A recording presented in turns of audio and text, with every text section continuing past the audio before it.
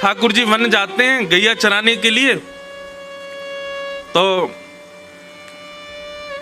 एक बार मैंने शायद वेणु गीत के प्रसंग में सुनाया था, वहां पर गोपियां कहती हैं कि आज लाला ने मोतिन को, मालान को, गहनीन को श्रृंगार ना कियो है।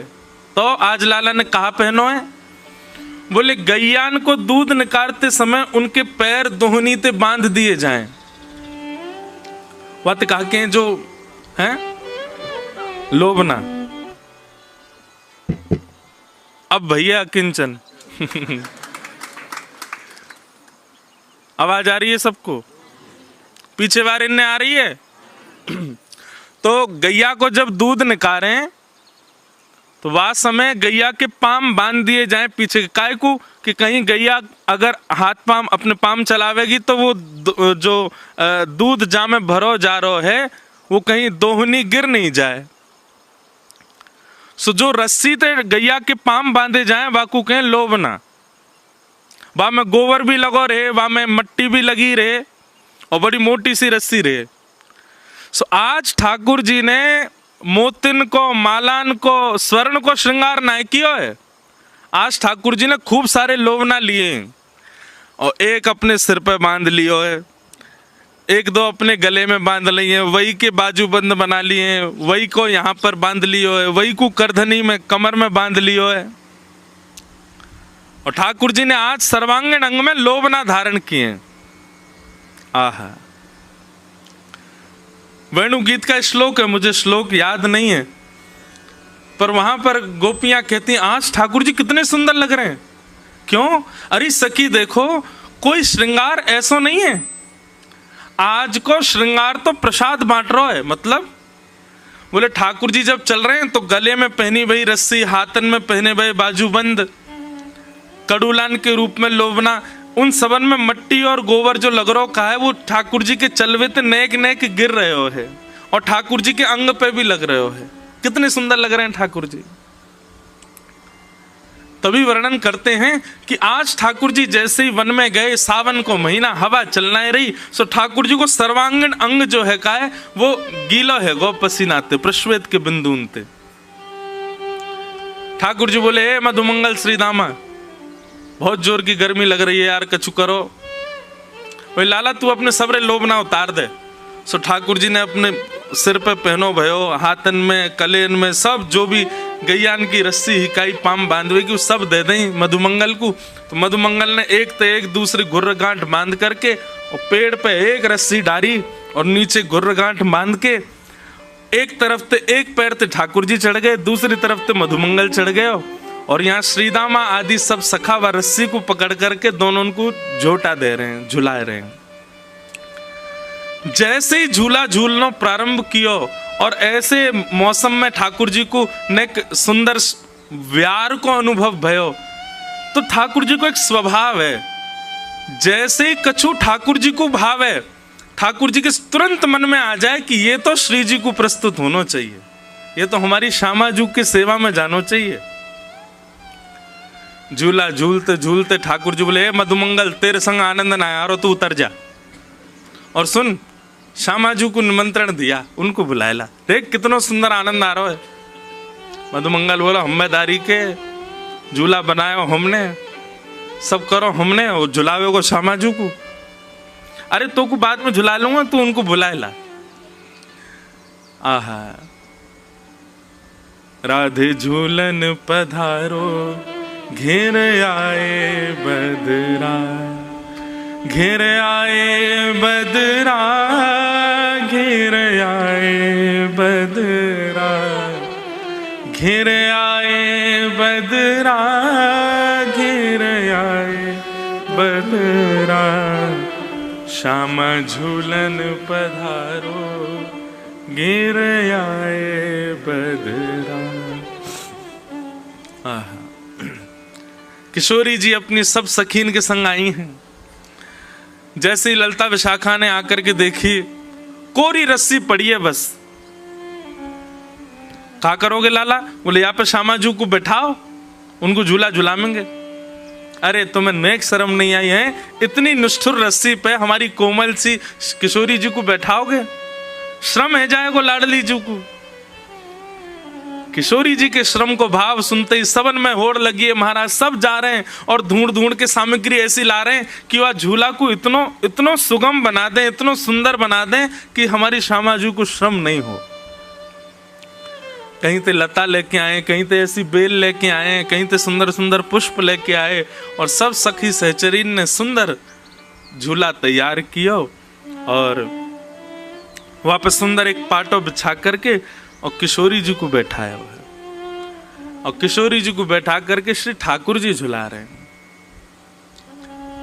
बड़े सुंदर सुंदर पद हैं हिंडोला के, सुनाएंगे अभी 7 तारीख को तो सुनाएंगे ही वृंदावन में, यहाँ पे भी बीच बीच में लेंगे भाव। ठाकुर जी झुलाते झुलाते जैसे ही वेग नेक तेज होवे झूला को, सोई उछल करके बैठ जाएं किशोरी जी के बगल में और दोनों मधुर हिंडोला झूल रहे हैं। तो जब सखीन के समीप जावे हिंडोला तो वह समय तो सखीन को मन रूपी मयूर नृत्य करे, क्योंकि संयोग है रहो है।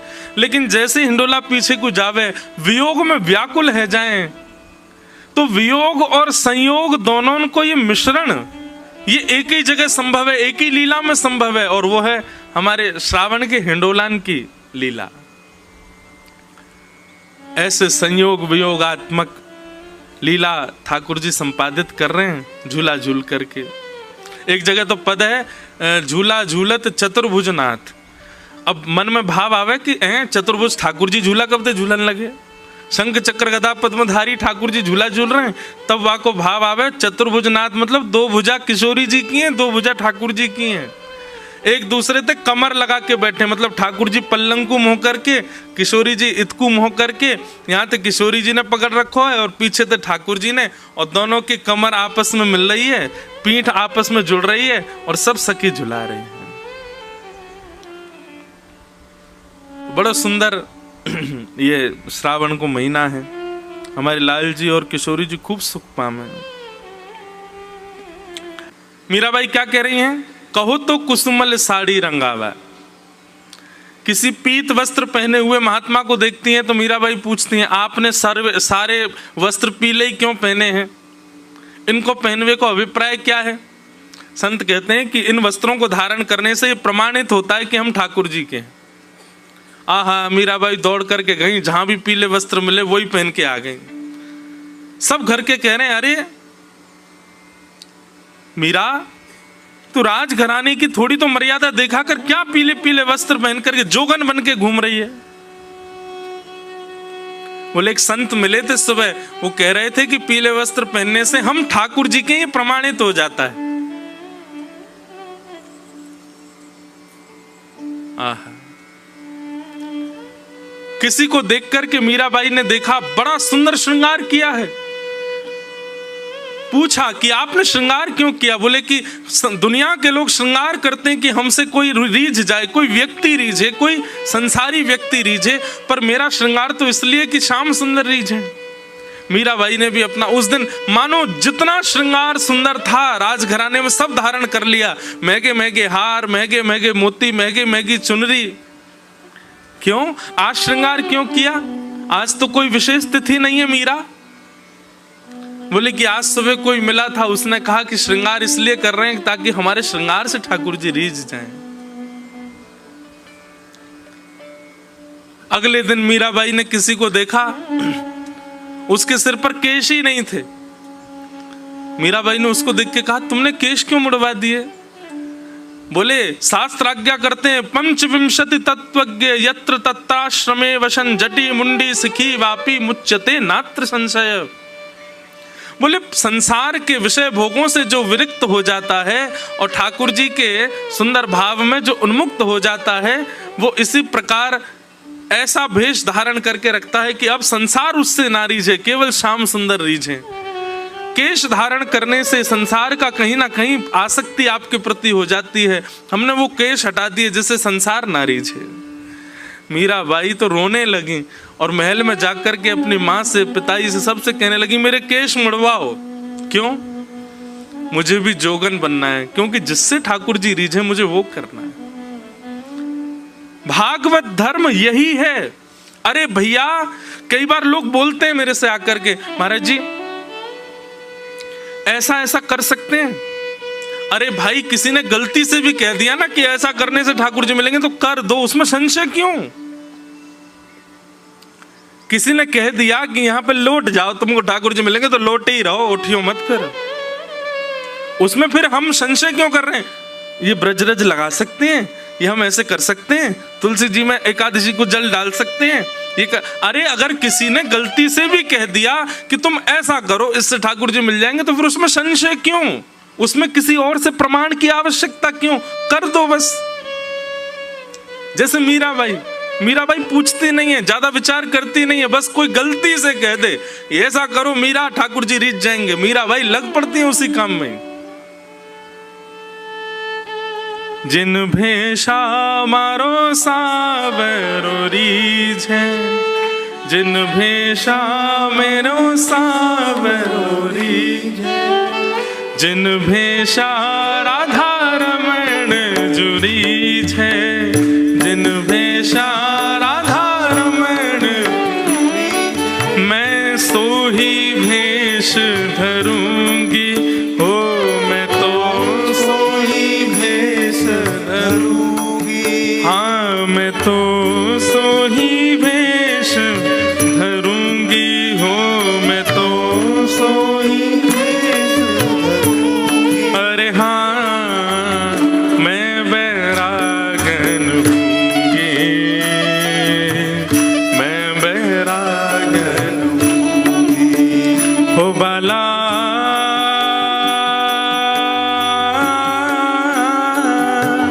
मैं बैरागन हूँगी, मैं बैरागन हूँगी, मैं बैरागन। श्री राधा रमण लाल की,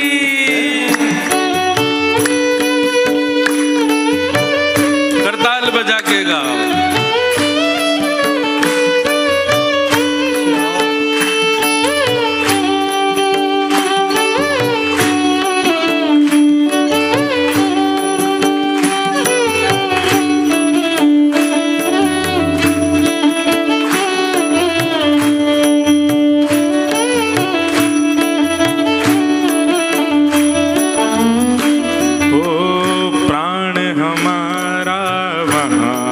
बसत है प्राण हमारा, बसत है प्राण हमारा, वहाँ बसत है प्राण हमारा, वहाँ बसत है। ओ यहाँ तो खाली खोड़, यहाँ तो खाली खोड़ कहते हैं शरीर को, यहाँ तो खाली खोड़,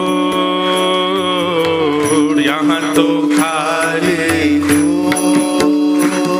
ओ मात पिता परिवार सोई है, मात पिता परिवार सोई है, मात पिता परिवार सोई है, मात पिता परिवार सोई है। ओ कहिए तिनका तोड़ बाला, कहिए तिनका, ओ बाला कहिए तिनका तोड़ बाला।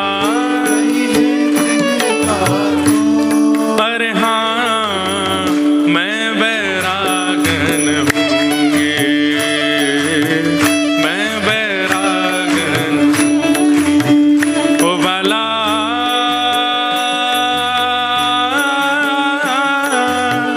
मैं बैरागन हूँगी,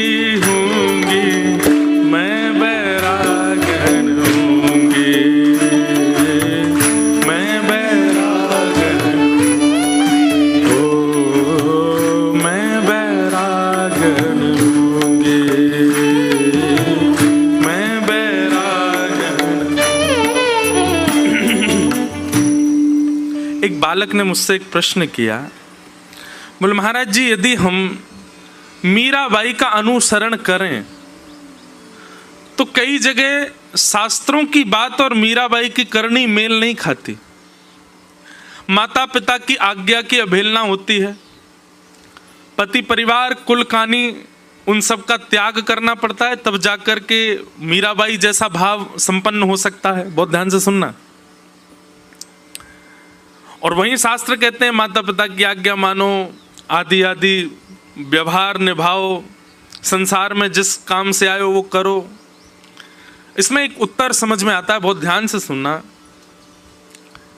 यदि आपके चित्त में किंचित भी संशय उत्पन्न हो रहा है अपनी भक्ति के प्रति कि कहीं मैं गलत तो नहीं कर रहा, अपनी भक्ति पर एक क्षण के लिए भी यह भाव आता है कि कहीं हम गलत तो नहीं कर रहे हैं, तो आपको अपराध लगेगा। पर मीराबाई को तो पूर्ण विश्वास था कि वो जो कर रही हैं वो परम शुद्ध है, परम सत्य है और परम सात्विक है। उनके चित्त में किंचित भी संशय नहीं आता था। भले ही शास्त्रों में कहीं कहीं ये बात है कि भाई पति के भाव मानो, कुल खानदान में रहो, अपनी मर्यादाओं का पालन करो, माता पिता की आज्ञा सर्वोपरि है, आदि आदि। पर मीराबाई अपने सुख का विचार ना करते हुए अपनी भक्ति को प्रधान मानकर के सब क्रिया करती हैं और उसमें उनको कोई संशय नहीं होता कि मैं जो कर रही हूं ये गलत है। ये संशय ही नहीं है, उनके चित्त में ही नहीं आता। इसलिए मीराबाई अपराध विमुक्त हैं। पर आप कोई क्रिया करते हो और आपको तुरंत मन में आ जाता है कि ये कहीं गलत तो नहीं, आपको अपराध लग सकता है। इसलिए आप शास्त्र की बात ही मानो, आप गुरुजनों की आज्ञा ही मानो। आप उस स्थिति में नहीं पहुंचे हो जिस स्थिति में मीराबाई है। मीराबाई तो कहती हैं, मीराबाई को सब कहते हैं, बोले कि तुम ठाकुर जी का गुणगान गाना बंद कर दो। अरे जिसके घर में रहती हो वही तुम्हें विष देना चाहता है, मत गाया करो। मीराबाई कहती हैं, अब उनका भाव देखो। मीराबाई कहती हैं, अगर राणा यानी कि उनके देवर जब पति पधार गए मीराबाई को, उसके बाद मीराबाई कहती हैं, राणा अगर मुझसे रूठ गया तो ज्यादा से ज्यादा क्या करेगा? मुझे अपने घर से निकाल देगा, अपने महल से निकाल देगा। लेकिन ठाकुर जी रूठ गए तो उनका तो पूरा ब्रह्मांड है, मैं जाऊंगी कहां फिर? मैं तो गोविंद रा गुण गासूं, राणा जी रूठे तो मने काय करसी। मैं तो माधव रा गुण गासूं, राणा जी रूठे तो मने काय करसी। बहुत सुंदर भाव है। एक प्रकार से कहें, ये सब भाव हम जो कह रहे हैं ना, संपूर्ण श्रीमद् भागवत में भक्ति लक्षण जो हैं ये सब आपको मीराबाई में दिख जाएंगे। संपूर्ण भागवत में भक्ति लक्षण जो हैं ये सब आपको श्री सूरदास जी में दिख जाएंगे, श्री कृष्णदास में। ये जितने भी भक्त लेवल के जितने भी वैष्णव हैं जिनकी हम चर्चा कथा में करते हैं, इन सब के जीवन को देखोगे, इन सब में वो गुण दिख जाएगा जो भागवत में एक भक्त को करने चाहिए।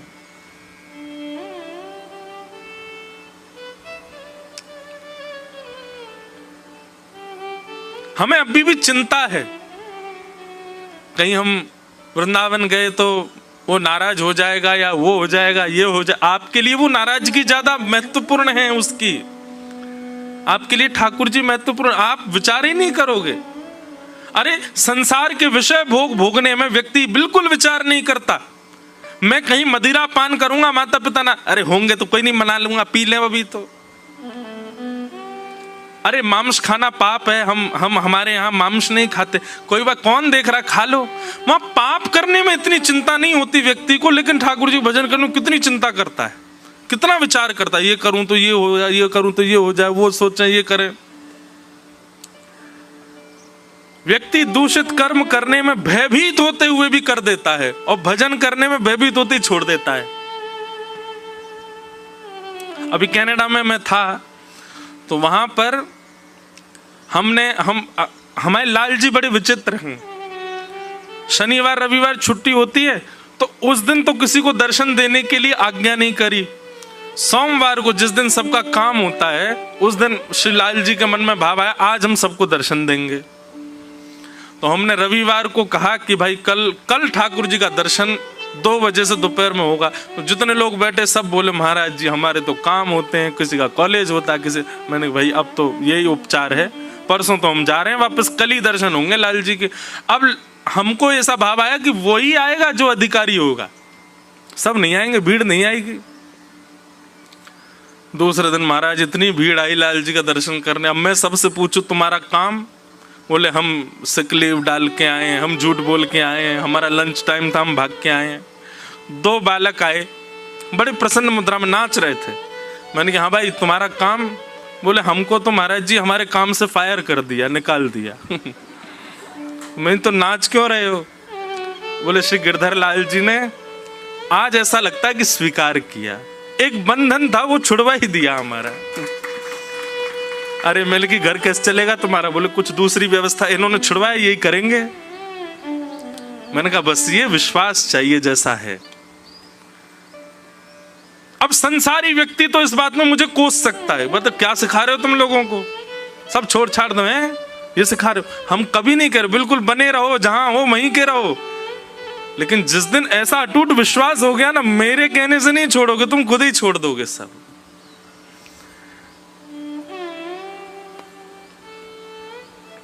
तो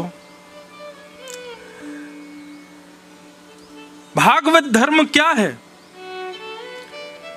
जिससे मैं ठाकुर जी का हो सकूं, वो सारी क्रियाएं, वो सारे बातें, वो सारे उदाहरण स्वीकार करने लग जाए, वही भागवत धर्म है। कोई गलती से कह दे कि तुम ये करो इससे ठाकुर जी प्रसन्न हो जाएंगे, हाँ इतना विवेक जरूर मन में रखना कि वो कोई ऐसा काम ना हो जो संसारी भाव से युक्त हो, कार्य कोई ऐसा हो जिसमें आपकी व्यवस्था कट रही हो, जिसमें आपकी सुख समृद्धि नष्ट हो रही हो और उससे ठाकुर जी प्राप्त हो रहे हो, तो उसमें विचार मत करो, कर दो। लेकिन उद्देश्य यही होना चाहिए कि मैं ठाकुर जी को प्राप्त करूं, बस यही भागवत धर्म है। दूसरा प्रश्न कल हम लोगों ने श्रवण किया कि राजा निमि दूसरा प्रश्न करते हैं कि ठाकुर जी को जो प्रिय हैं, बहुत ध्यान से सुनना, ठाकुर जी जिनको प्रिय हैं उनकी बात नहीं हो रही है, ठाकुर जी को जो प्रिय हैं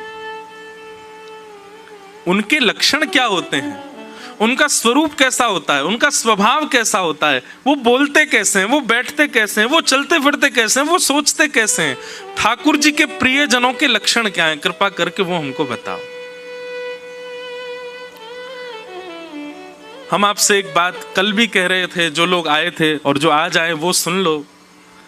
बंधुओं, हमारे जप तप नियम साधन सत्संग आदि सबका एक ही उद्देश्य है, ठाकुर जी हमको प्रिय लगे नहीं, हम ठाकुर जी को प्रिय लगे। ठाकुर जी यूं कहते हैं जे मेरो है, या मैंने स्वीकार कर लिया है, अब या को सब कछु मैं हूं, हमारा भजन इसके लिए हो रहा है, हम हरि प्रिय बने। हरि तो सबके प्रिय हैं, पर हरि का जो प्रिय है वो विशेष बात है।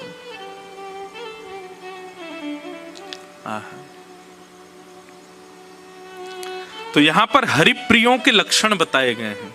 तो कल हमने एक लक्षण सुन लिया था कि हरि प्रिय का प्रथम लक्षण क्या है? सर्वभूतेषु यः पश्येत् भगवद् भावमात्मनः भूतानि भगवत्यात्मन् एष भागवतोत्तमः। वो सब में ठाकुर जी को देखता है। दुनिया तो कह रही है ये कितना सुंदर है, पर भक्त जाकर के उससे क्या बोलेगा? सोचो, तुम इतने सुंदर हो, तुमको बनाने वाले राधारमण जी कितने सुंदर होंगे। या फिर दूसरा भाव क्या कहेगा? ठाकुर जी ने अपनी सुंदरता की एक छींटा दिया है, मार दिया तुम पे, कितने बढ़िया लग रहे हो। कोई बढ़िया गा रहा है तो सब उसकी प्रशंसा कर रहे हैं, तुम्हारा स्वर कैसा, तुम्हारा स्वर कैसा। लेकिन भक्त बैठा बैठा यही सोचता रहेगा, ये इतना बढ़िया गा रहा है, सोचिए हमारे ठाकुर जी जब गाते होंगे तब कैसा गायन करते होंगे। आहा,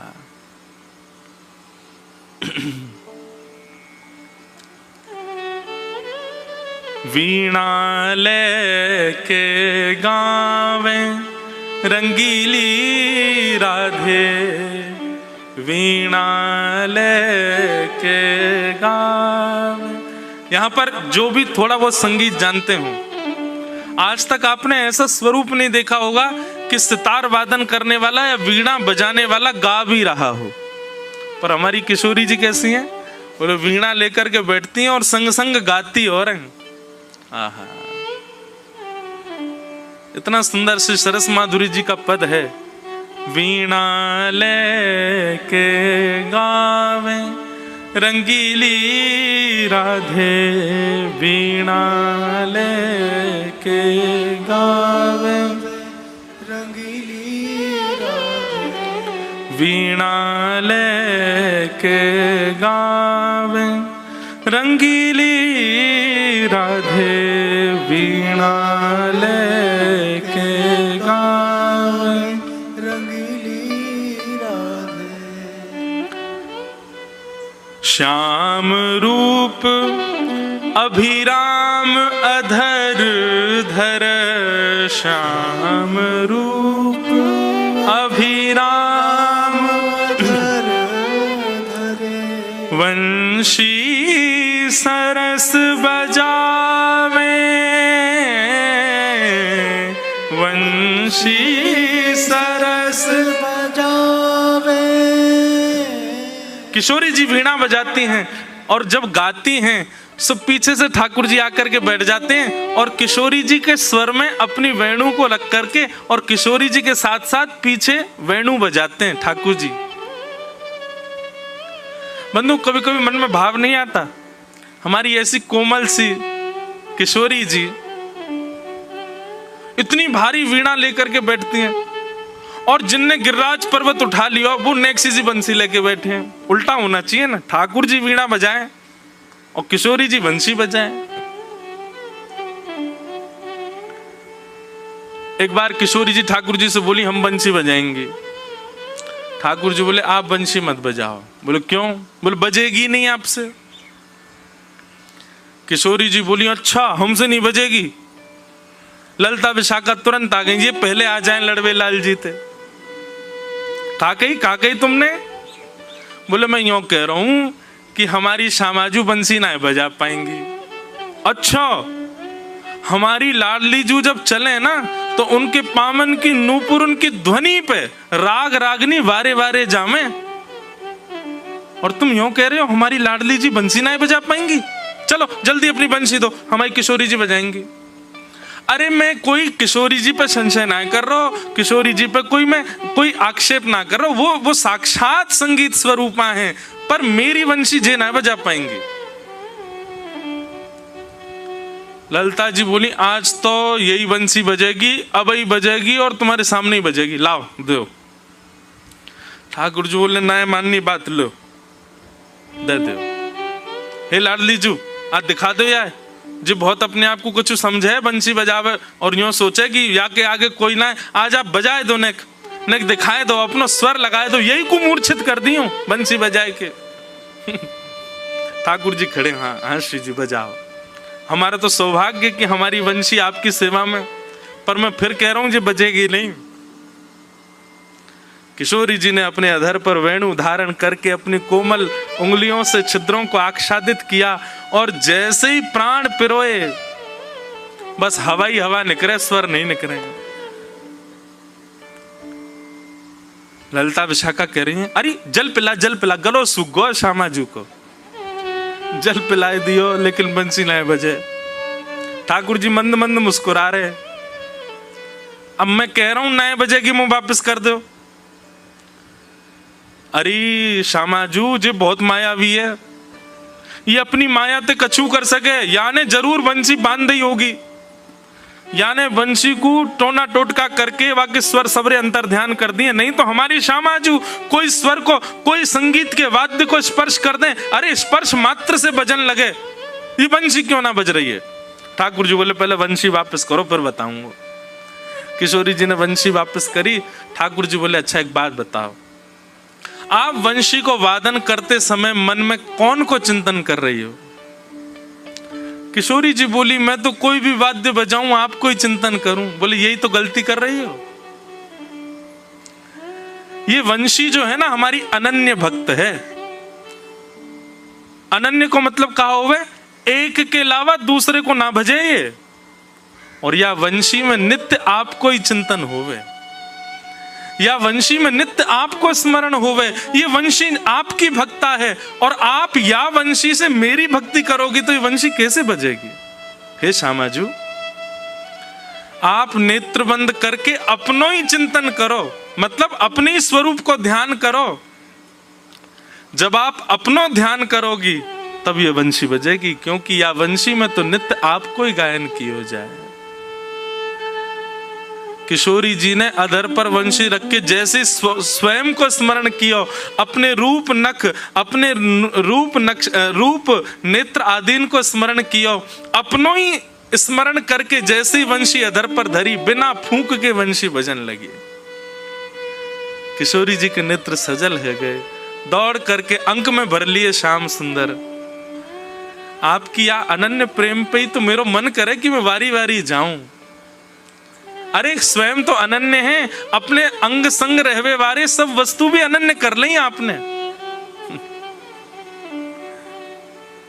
ठाकुर जी को श्रृंगार भी अनन्य है।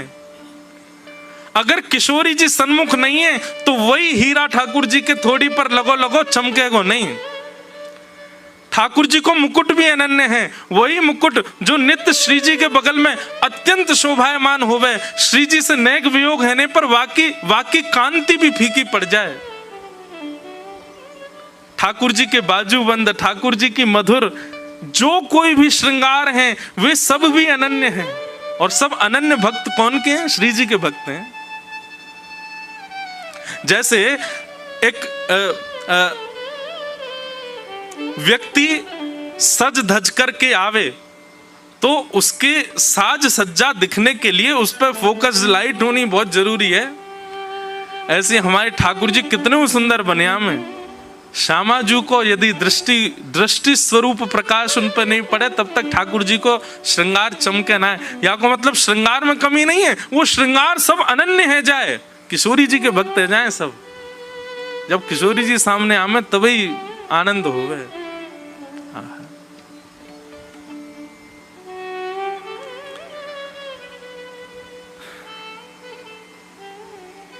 तो मैं क्या कह रहा था?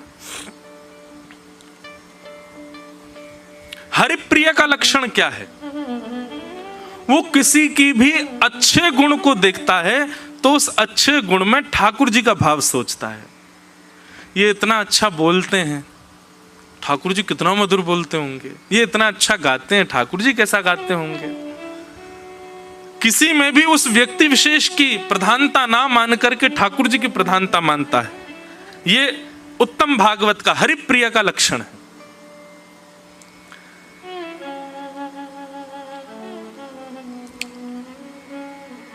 हरिप्रिय का दूसरा लक्षण क्या है? वो सब में भगवान को देखता है, सब में राधा रमण जी का दर्शन करता है। और जब राधा रमण जी के सामने जाता है तो सबको राधा रमण जी में देखता है। यही सब कुछ है मेरे, यही सर्वस्व है, इसके अतिरिक्त मेरा कोई नहीं है। ये उत्तम भागवत के दो प्रथम लक्षण हैं। तो कल मैंने एक बात कही थी कि उत्तम, मध्यम और साधारण। हरिप्रिय भी तीन प्रकार के होते हैं। साधारण कैसे होते हैं? ठाकुर जी को वो प्रिय लगते हैं, पर कब प्रिय लगते हैं? सामने आ जाएं, गलती से पड़ जाएं तो ठाकुर हाँ ये भी मुझे अच्छा लगता है। मध्यम कौन सा होता है? उसकी चर्चा हो जाए तो ठाकुर जी कहते हैं हाँ हाँ वो भी प्रिय है। लेकिन उत्तम कौन होता है? वो भले ही सामने ना हो, उसकी चर्चा ना हो, फिर भी ठाकुर जी उसका स्मरण करते रहते हैं, वो उत्तम है। तो यहां उत्तम भागवतों के 5-6 लक्षण हैं। उसमें से एक अभी हमने सुन लिया। अब मध्यम और साधारण भक्तों के लक्षण सुनो। हम उत्तम तो बन नहीं सकते, कम से कम साधारण ही बन जाएं, मध्यम ही बन जाएं, कहीं से भी हरिप्रिय बने। तो दूसरा लक्षण क्या है?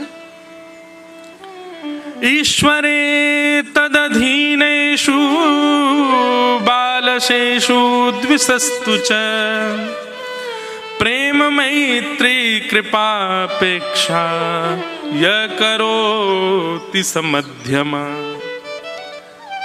ठाकुर जी के भक्तों में मध्यम कौन है? मतलब इतना प्रिय नहीं है, पर हां फिर भी उसकी चर्चा हो जाए तो ठाकुर जी को अच्छा लगता है। ऐसे मध्यम भक्त के लक्षण क्या होते हैं? बोले ईश्वरे तद धीरेषु बालशेषु दुषस्तु च। ठाकुर जी से ये प्रेम करते हैं,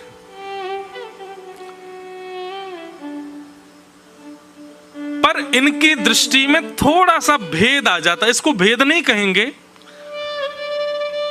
थोड़ा सा समत्व कम रहता है। जैसे उत्तम भागवत तो सब में गुण देखता है, पर मध्यम भागवत जो होता है वो थोड़ा सा भेद दृष्टि वाला होता है। ठाकुर जी से तो प्रेम करता है, और ठाकुर जी के जो अधीन हैं, ठाकुर जी के जो वैष्णव हैं, ठाकुर जी के जो भक्त हैं, उनसे प्रेम नहीं कर पाता। उनके प्रति कैसा भाव रहता है? मैत्री। उनसे मैत्री का भाव रखेगा। प्रेम तो केवल ठाकुर जी से। ठाकुर जी के जो प्रिय हैं उनके प्रति मैत्री भाव रखता है। और ठाकुर जी के विषय में जो नहीं जानते हैं, ठाकुर जी का स्वरूप जिनको नहीं पता है, उनके प्रति क्या भाव रहता है? बोले कृपा। बोले उनको ये बताते हैं ठाकुर जी का ऐसा श्रृंगार है, ऐसा रूप है, ऐसा स्वरूप है, ऐसे भाव हैं, उनके ऊपर कृपा करते हैं। और जो ठाकुर जी को ना सुनते हैं, ना भजते हैं, ना देखते हैं, ना कोई भी प्रकार का संबंध ठाकुर जी से रखते हैं, उनकी ये क्या करते हैं? बोले उनकी उपेक्षा, उनका त्याग कर देते हैं। तजोरे मन हरि विमुखन को संग, जाके संग कुमति उपजत है, पड़त भजन में भंग। तजोरे मन हरि विमुखन को संग। बहुत सूक्ष्मता से समझने वाले विषय हैं ये। हम तो चाह रहे थे कि आप लोग कुछ लिख के बैठो, एक एक विषय, एक एक पॉइंट लिखो, लेकिन आप सब लोग तो बहुत विद्वान हो, याद कर लोगे हैं।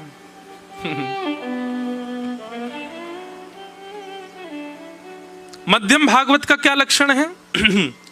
ठाकुर जी से प्रेम, ठाकुर जी के वैष्णवों से मैत्री, ठाकुर जी के विषय में जो नहीं जानते हैं उनको, उनके ऊपर कृपा, उनको बताना, और ठाकुर जी से दूर दूर तक जो संबंध नहीं रखते हैं उनके प्रति उपेक्षा।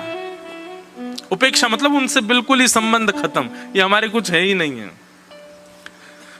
तो उत्तम नहीं बन सकते तो मध्यम। उत्तम भागवत तो जो ठाकुर जी का बिल्कुल नहीं है, उपेक्षित, उसको भी कहीं ना कहीं उसको भी अपना मान लेते हैं। उत्तम भागवत बनना बहुत मुश्किल है। जैसे प्रहलाद जी के स्वयं के पिताजी गालियां दे रहे हैं भगवान को, लेकिन फिर भी प्रहलाद जी महाराज नित्य उठ करके और दंडवत प्रणाम करते हैं अपने पिताजी को। प्रहलाद के परिवार के लोग ही ठाकुर जी की उपेक्षा करते हैं, लेकिन फिर भी प्रहलाद जी उन सबको वंदन करते हैं, सबके प्रति प्रेम भाव रखते हैं। मीराबाई अपनी पति की मृत्यु के पश्चात भी उन्होंने अपना घर नहीं छोड़ा, रहती थी वहीं ससुराल में ही रहती थी। भले ही उनकी ननद, उनके देवर बहुत प्रताड़ना करते थे, फिर भी मीराबाई नित्य ठाकुर जी के सामने बैठ के हाथ जोड़ के कहती हैं, इनकी मति सुधार दो। वैसे बुरे नहीं है, मन के अच्छे हैं, अभी जानते नहीं ना आपको, इसलिए ऐसा करते हैं। हम आप में से कोई होता तो केस कर देता, तो छोड़ूंगा नहीं, तेने मेरे संग ऐसा किया। ये 2 मिनट में वैष्णव जो हैं ये इतने क्रूर हो जाते हैं, इतने ज्यादा क्रूरता उनके अंदर आ जाती है, तो निश्चित है कि भागवत वैष्णव भाव भी उसके अंदर है नहीं। एक बात लिख लीजिएगा, वैष्णव हमेशा विवादों से दूर रहेगा, उसको विवाद में कभी रुचि नहीं। अपने हक के लिए ये कर लूं, वो कर लूं, इससे लड़ लूं, उससे कर लूं, ये करके इससे करवा दूं, ये सब काम वैष्णव नहीं करता है। वैष्णव इन सब से परे रहता है। राम जी की चिड़िया, राम जी का खेत, खाओ मेरे प्यारे भर भर पेट, ये वैष्णव का स्वरूप है। तो मध्यम कौन? जो ईश्वर से प्रेम करे, उनके अधीन रहने वालों से मैत्री करे, न जानने वालों पर कृपा करे, और बिल्कुल ही ठाकुर जी से विमुख रहने वालों की उपेक्षा करे, उनका त्याग कर दे। ये भी अच्छा है, आप ऐसा भी करो, क्योंकि ऐसा करते करते एक दिन तो ऐसा आएगा कि आपका स्वरूप ऐसा हो जाएगा कि आप सब में ठाकुर जी का भाव देख करके सबके भाव के प्रति सम हो जाओगे, समत्व बुद्धि हो जाएगी। अब आते हैं साधारण वैष्णवों का लक्षण क्या? हम आप सब में से अधिकतर लोग साधारण हरिप्रिय हैं। साधारण का स्वरूप कैसा होता है? बहुत ध्यान से सुनो। आचार्यामेव हरे पूजाम्य श्रद्धेहते न तद्भक्तेषु चान्येषु सभक्त प्रकृत स्मृत। साधारण भक्त का लक्षण क्या है? भक्त नहीं, हरिप्रिय। भक्त में और हरिप्रिय में एक सिद्धि का अंतर है। तो साधारण हरिप्रिय का लक्षण क्या है? बोले आचार्यामेव हरे, ठाकुर जी की सेवा में कोई कमी नहीं छोड़ेगा। ऐसा सुंदर श्रृंगार, ऐसा सुंदर सिंहासन, ऐसे सुंदर, आज 56 भोग, आज हिंडोला उत्सव, आज ये उत्सव, आज वो उत्सव, और महाराज एक के बाद एक ठाकुर जी को सुंदर सुंदर वस्तु अर्पित कर रहा है। आचार्य में हरे पूजाम यश श्रद्धये हते। ठाकुर जी की अर्चना, वंदना, पूजा, सेवा आदि, इसमें तो उसकी बहुत रुचि है। उसके अलावा तद भक्तेषु, भगवान के भक्तों के प्रति उसकी ज्यादा निष्ठा नहीं। अगर वो सेवा कर रहा और उसी समय कोई वैष्णव आ जाए, उसी समय कोई भगवत भक्त आ जाए, तो उसके लिए वो सामान्य है। हाँ ठीक है, बैठा हो, इनको करो, मेरे लिए सेवा प्रधान। अच्छा एक बात आपको कहें, कभी आप अपना कोई भगवत नियम कर रहे हो, ठाकुर जी की सेवा कर रहे हो, और उस सेवा के मध्य में वृंदावन से कोई अनन्य ठाकुर जी का रसिक, ठाकुर जी का भगवत भक्त, और मैं तो एक बात कहूं, वो रसिक है, भगवत भक्त है, ये दृष्टि भी क्यों रखो? वो वृंदावन से आया है, ब्रजमंडल से आया है, ठाकुर जी के श्री चरणों से आया है। उसके प्रति ये भाव मत रखो ये अच्छा है कि नहीं, ये श्रेष्ठ है कि नहीं, सब बस ये पता चल जाए वृंदावन से कोई आया है, और वह उस समय ठाकुर जी ने आधी पोशाक पहनी है, तो आधी पोशाक में ही बिठा जाओ, लाल जी ने एक देर प्रतीक्षा करो, कोई आया, मैं मिल के आता हूं।